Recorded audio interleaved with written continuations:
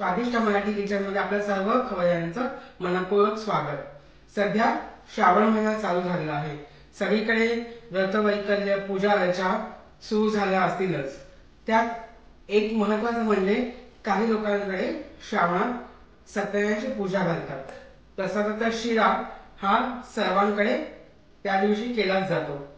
हा शिरा बनवताना मी सगळं साहित्य हे प्रमाणबद्ध दिल्यामुळे तुमची कधीच चूक होणार नाही याची मला नक्कीच खात्री आहे। सत्यनारायणाचा प्रसादाचा शिरा हा 1.25 किलो रवा, 1.25 किलो तूप, 1.25 लिटर पाणी, 1.25 लिटर दूध आणि 1.25 किलो साखर अशा प्रमाणात केले जाते। तर पाहूया आपलं साहित्य काय आहे ते। प्रसादाचा शिरा बनवण्यासाठी आपण इथे घेतलेला आहे हा मेजरिंग कप मी इथे वापरलेला आहे। याप्रमाणेच सगळं सव्वाच्या प्रमाणात मी इथे साहित्य घेतलेलं आहे। 1.25 कप रवा, 1.25 कप तूप, 1.25 कप पाणी, 1.25 कप दूध आणि 1.25 कप साखर। इथे मी एक मोठं केळं घेतलेलं आहे। तुम्ही 2 छोटी केळी घेतली तरी हरकत नाही। काजू आणि बदाम याचे काप करून घेतलेले आहे।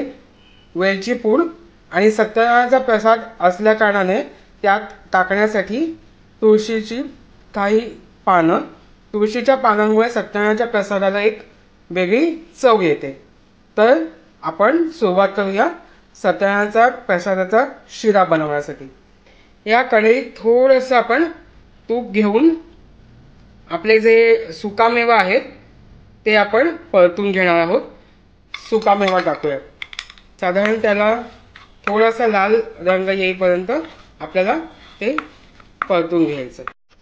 आता सुकामेवा बाजूला काढल्यानंतर आपण त्याच कढईमध्ये बाकीचे जे उरलेलं तूप आहे ते आपण घालणार आहोत। थोडंसं आपण तूप ठेवून देऊयात। आवश्यकता असल्यास ते आपण नंतर घालणार आहोत। तूप चांगला आपला गरम झालेला आहे। यातच आपण जो 1.25 वाटी जाड रवा घेतलेला आहे आपण जो उपम्यासाठी आपण नेहमी वापरतो तो घालूया। इथे आपण बारीक रवा सुद्धा वापरू शकतो, पण बारीक रव्याने थोडा शिरा चिकट होण्याची शक्यता असते। त्यामुळे शक्यतो जो उपम्याचा जाड रवा आहे तोच घ्यायचा। आता इथे आपण हा रवा चांगला खरपूस रंग येईपर्यंत आपल्याला भाजून घ्यायचा आहे। इथे अजिबात घाई करायची नाहीये। आपला रवा भाजून होतोय तोपर्यंत दुसऱ्या बाजूला आपण इथे जे 1.25 कप पाणी आणि 1.25 कप दूध असं आपण घेतलेलं आहे ते गरम करून घेणार आहोत। तुम्ही दुधाऐवजी संपूर्ण 2.5 कप पाणी सुद्धा घेऊ शकता। या दुधामध्ये आपण थोड्याशा केशराच्या काड्या सुद्धा टाकणार आहोत थोडासा रंग येण्यासाठी। आपला रवा तर भाजून होतोच आहे, त्याबरोबर ही जी केळी आहेत ती सुद्धा चांगली आपल्याला इथे या रव्यामध्ये फ्राय करून घ्यायची आहे। त्यामुळे त्याचा स्वाद शिऱ्यामध्ये छान अगदी असा उतरतो। आता रवा भाजून साधारणपणे 5 मिनिटं झालेली आहेत। आता साधारणपणे अजून 5 मिनिटं आपल्याला याला भाजून घ्यायचं आहे। इथे दुसऱ्या बाजूला इथे आपलं दूध आणि पाणी हे सुद्धा उकळतंय। यामध्ये आता आपण हे जे तळलेले ड्रायफ्रुट्स आहेत ते टाकलेले आहेत।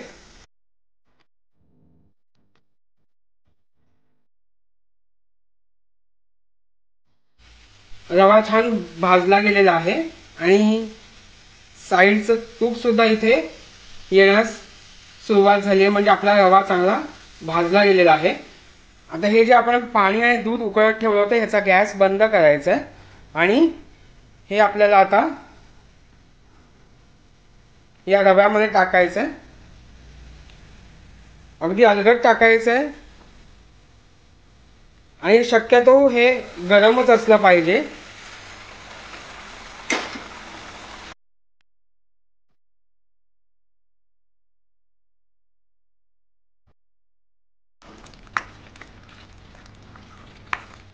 पहा किती मस्त छान सुगंध येतोय आणि कलर सुद्धा इथे छान यायला सुरुवात झालेली आहे। आता हे असंच आपण 2 ते 3 मिनिटं वाफ काढून घेऊया। 2 मिनिटं इथे झालेली आहेत, छान वाफ पण आपल्याला आपण काढून झालेली आहे। आता पाहूयात आपण। वा किती मस्त बघा, या शिऱ्याच्या साईडने अगदी तूप यायला सुरुवात झाली आहे, म्हणजे आपला शिरा छान मुरलेला आहे। यात आता आपण साखर टाकणार आहोत। एक लक्षात ठेवायचे की साखर ही आपण सगळ्यात शेवटी टाकणार आहोत।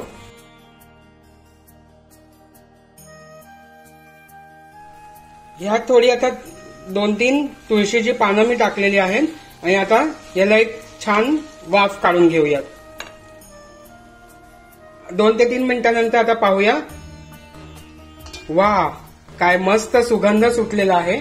जसं आपल्याला प्रसादाच्या शिऱ्याचं टेक्स्चर हवंय तसंच अगदी आलेलं आहे। पहा,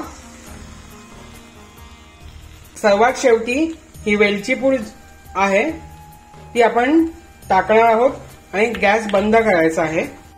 पहा किती मस्त प्रसादाचा शिरा इथे आपला तयार झालेला आहे।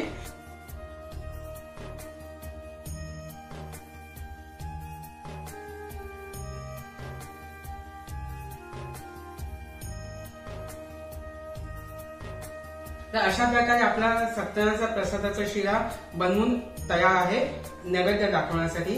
तर तुमच्या घरी सत्यनारायणाची पूजा कधीही असेल तर तुम्ही या प्रकारे सत्यनारायणाचा प्रसाद नक्कीच घरी करून बघा आणि आम्हाला अभिप्राय कळवा। आमच्या चॅनलला सबस्क्राईब करा, लाईक करा, कमेंट करा आणि बेल आयकॉन दाबायला मात्र विसरू नका।